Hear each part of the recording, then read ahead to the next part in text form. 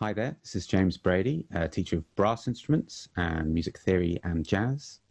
I'm making a short video for my students and their parents just to introduce a few things about remote teaching, maybe answer a few questions since we're going to be doing a lot more of this in the near future.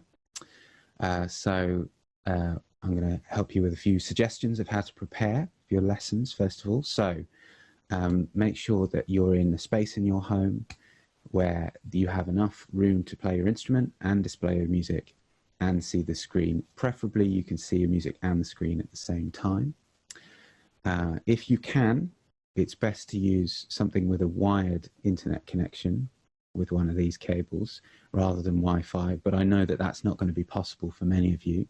So if you're using Wi-Fi, just make sure that it's somewhere in your house or flat or wherever you are where the signal is quite good. A desktop or laptop is preferable to a tablet, and a tablet is preferable to a phone.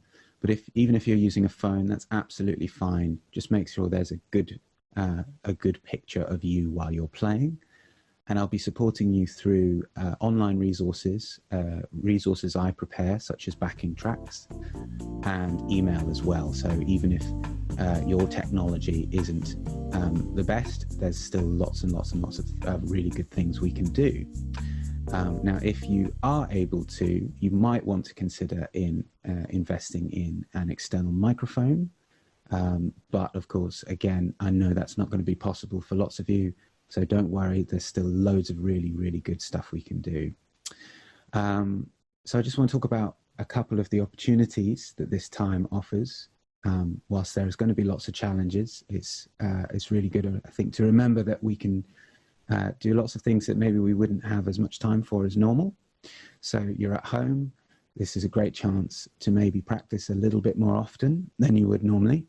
And remember that you don't need to do all your practice in one long session in a day. You can leave your instrument out and maybe just pick it up 2 or 3 times in the day. Now that you're not traveling to and from school, you might have more opportunity to do that. As everyone's moving online, there's an awful lot of resources going up online. Lots of organizations that would normally only work face-to-face are now making their opportunities available remotely. So it's a really brilliant time to be researching online for ways you can connect with the wider musical community, and I'll support you in that in our lessons as well.